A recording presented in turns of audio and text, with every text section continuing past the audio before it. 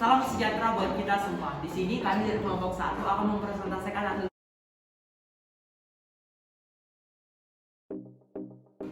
Salam sejahtera buat kita semua. Di sini kami dari kelompok 1 akan mempresentasikan hasil dari diskusi kelompok kami mengenai konflik yang belum terselesaikan di Indonesia yang dikaitkan dengan konsep integrasi dan juga reintegrasi sosial.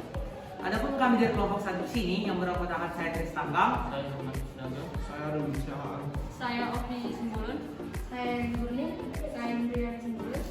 siap mempresentasikan hasil dari diskusi kelompok kami. Berikut video penjelasannya.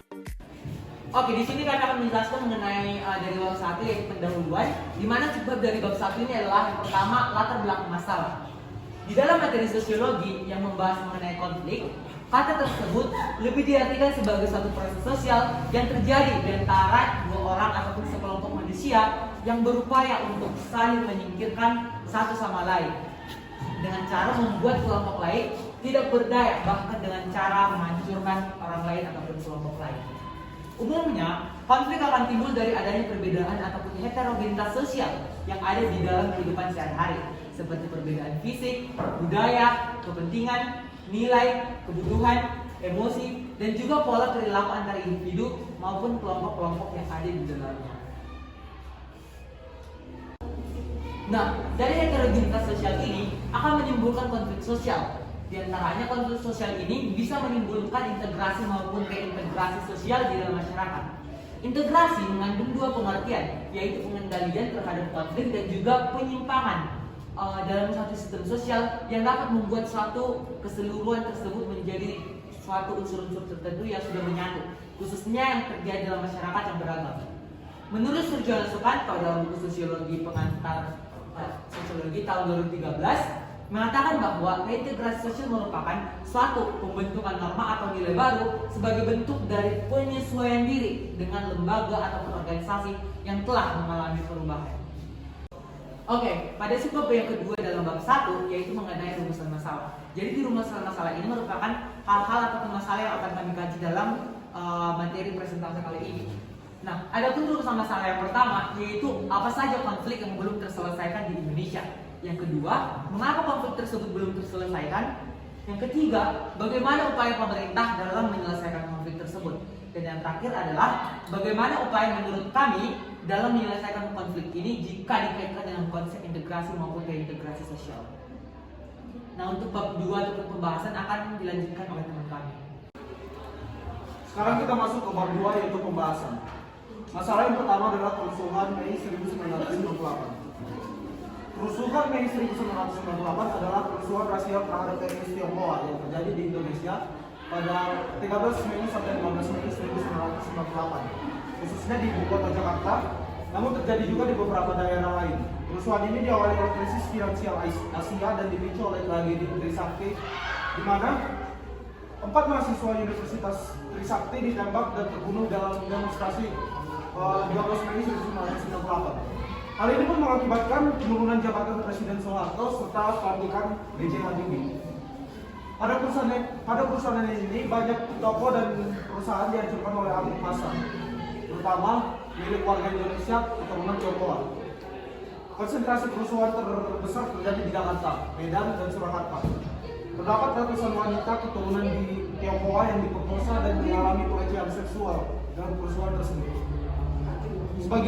Sebagian bahkan diperkosa beramai-ramai, yang dianiaya secara sadis kemudian dibunuh. Dalam kerusuhan tersebut banyak warga Indonesia keturunan Tionghoa yang meninggalkan Indonesia. Amuk massa ini membuat para pemilik toko di kedua kota tersebut ketakutan dan menulisi muka toko mereka dengan tulisan milik pribumi atau pre-reformasi. Para penyerang hanya fokus ke orang-orang Tionghoa. Beberapa dari mereka tidak ketahuan, tetapi ada juga yang ketahuan bukan milik pribumi.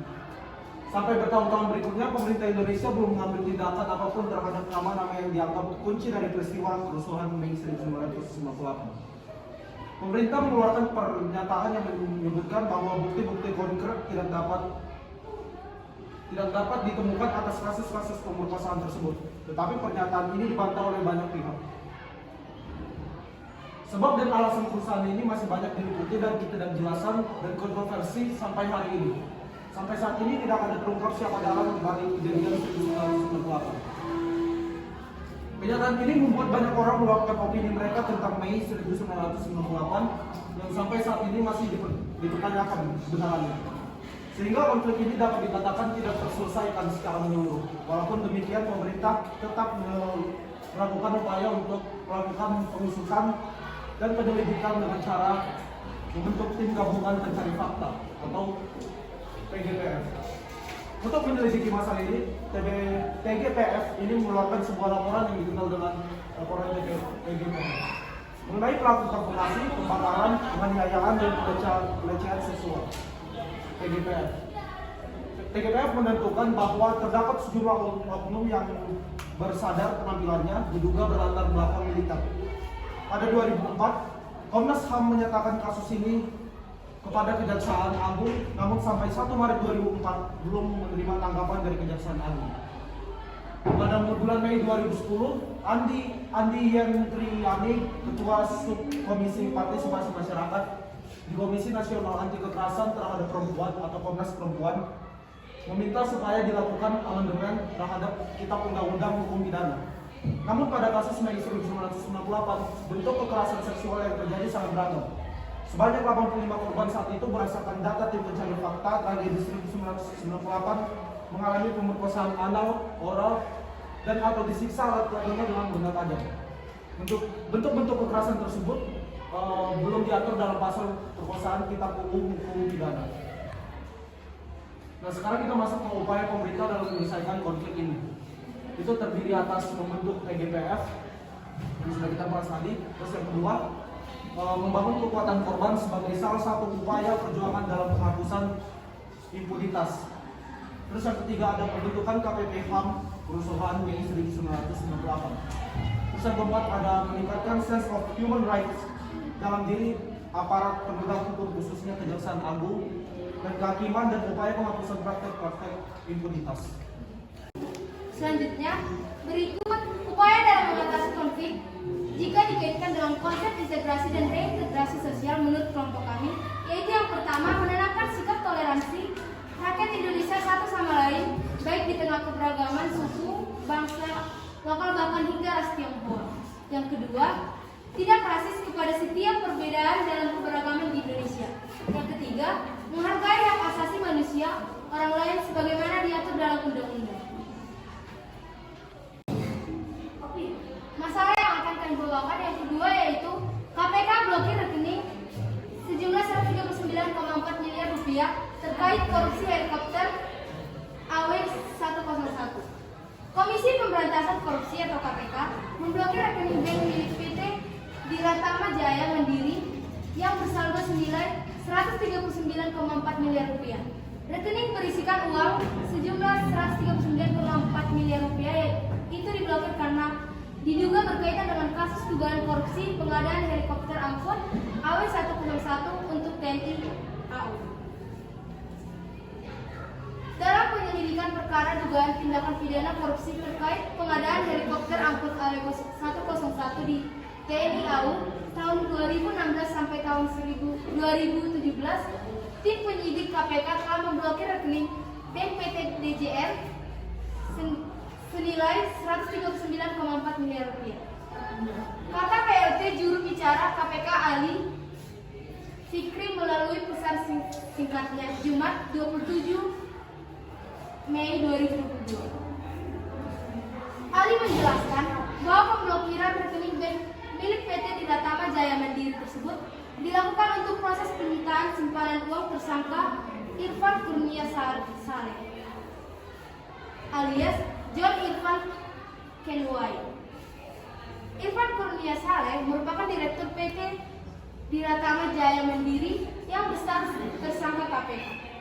Selain itu, pemblokiran ini dilakukan untuk menyita uang tersangka yang selanjutnya dapat dirampas untuk pemulihan kerugian keuangan negara setelah pengadilan nanti. Menurut Ali, kerugian negara yang ditimbulkan dari perkara korupsi helikopter AW101 untuk TNI AU tersebut sangat besar, yakni sekitar 224 miliar rupiah. Untuk diketahui, KPK akhirnya menahan Direktur PT DJM Irfan Kurnia Saleh setelah melelang melenggang bebas dengan status tersangka selama hampir 5 tahun. Irfan merupakan tersangka kasus dugaan korupsi terkait pengadaan helikopter angkut Agusta Western. Lalu Irfan Kurnia Sali merupakan Direktur PT Diratama Jaya Mandiri yang berstatus tersangka KPK.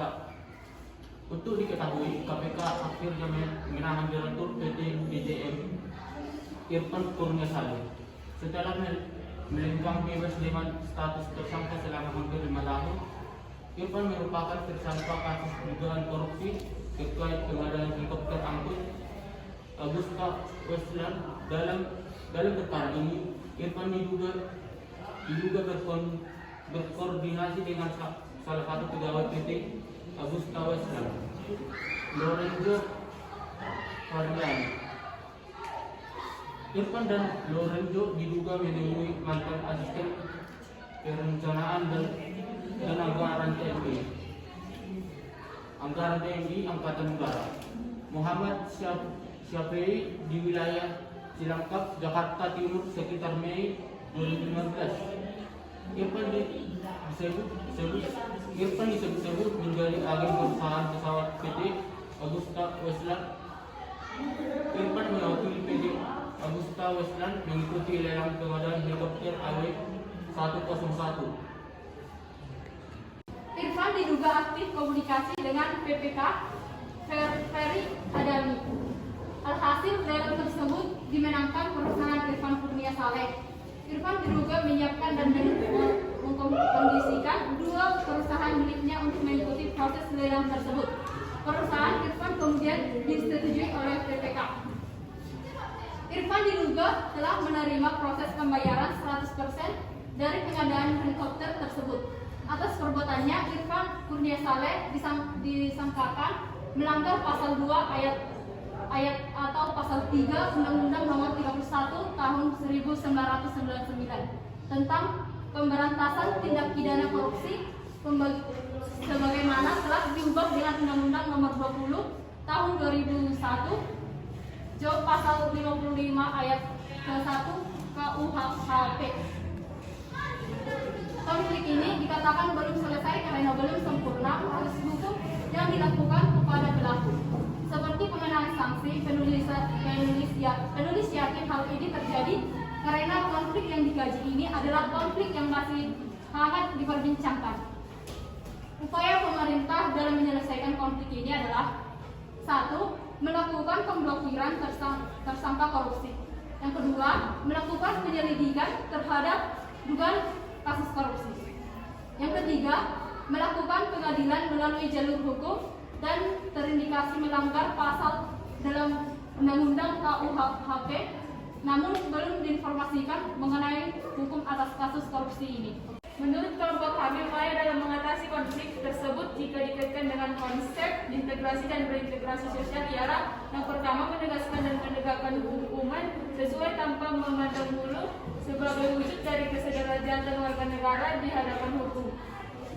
Terus yang kedua, mengajarkan pendidikan karakter kepada anak usia dini karena harus mendapatkan perhatian yang serius dari berbagai pihak untuk memperbaiki kualitas moral anak sebagai bibit unggul dalam kemajuan suatu negara, karena korupsi sangat merugikan suatu negara di tengah kemiskinan dan juga distribusi pendapatan yang belum merata. Karena hal ini dapat memicu adanya kriminalitas dan pemberontakan sosial di masyarakat. Terus yang ketiga, menumbuhkan solidaritas di tengah keberagaman untuk mendukung integrasi sosial di tengah heterogenitas sosial di Indonesia. Yang terakhir, yaitu menciptakan kesepakatan konsensus bersama mengenai norma-norma dan nilai sosial yang dilestarikan. Oke, baik, dari penjelasan teman-teman kita sebelumnya dapat kami simpulkan bahwa integrasi akan timbul dari perbedaan yang mengakibatkan konflik di tengah sosial. Integrasi sosial ini pasti didukung oleh masyarakat sebagai subjek dalam proses integrasi ini. Integrasi juga pastinya akan menyebabkan suatu penyatuan dari konflik atau permasalahan yang ada di dalam masyarakat. Sedikit berbeda dengan integrasi, bahwa reintegrasi adalah penyatuan kembali akibat adanya disintegrasi ataupun disorganisasi, akibat dari adanya konflik dalam masyarakat. Hasil dari integrasi ini dan juga disintegrasi ini akan disebut sebagai reintegrasi. Seperti pada konflik di atas, bahwa konflik yang belum terselesaikan tersebut memberikan dampak yang signifikan terhadap integrasi nasional Indonesia. Walaupun dari konflik tersebut sempat menimbulkan disintegrasi dalam masyarakat, namun masih bisa dilakukan penyatuan kembali dengan cara reintegrasi. Oke, demikianlah hasil presentasi dari diskusi kelompok kami. Apabila ada masukan atau saran dari teman-teman sekalian, boleh dimasukkan dalam kolom komentar. Sekian dan terima Won't kasih. even ask me